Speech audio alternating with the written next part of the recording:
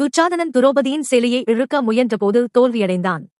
ஆனால் அதன் பின்னால் மறைக்கப்பட்ட கதை தெரியுமா உங்களுக்கு? அதை தடுத்தது கிருஷ்ணர் என்று நீங்கள் நினைக்கிறீர்களா?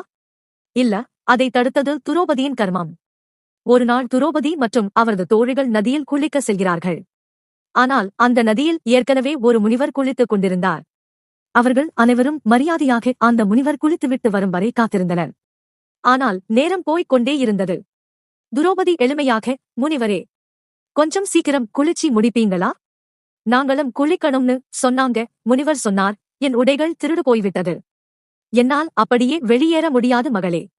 அவள் உடனே தன்னுடைய சேலையின் ஒரு பகுதியை கிழித்து முனிவருக்கு கொடுக்க முயன்றாள். ஆனால் நதி அதை அடித்து சென்றுவிட்டது.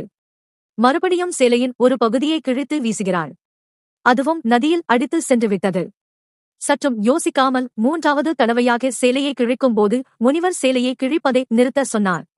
அது தேவையில்லை மகளே, நீ இப்படியே கிழித்துக் கொண்டிருந்தால் நீயே உடையின்றி போவாய். ஏன் இவ்வாறு செய்கிறாய்?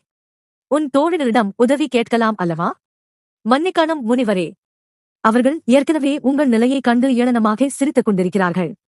ஏளனம் செய்பவர்களிடம் உதவி கேட்பது நல்ல செயலாகாது என்று கூறினாள்.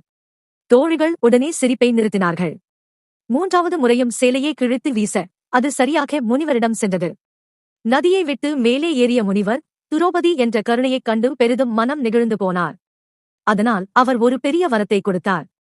மகளே, உன்னை யாரும் எப்படியும் வென்று உன் மரியாதையை இழக்க செய்ய முடியாது.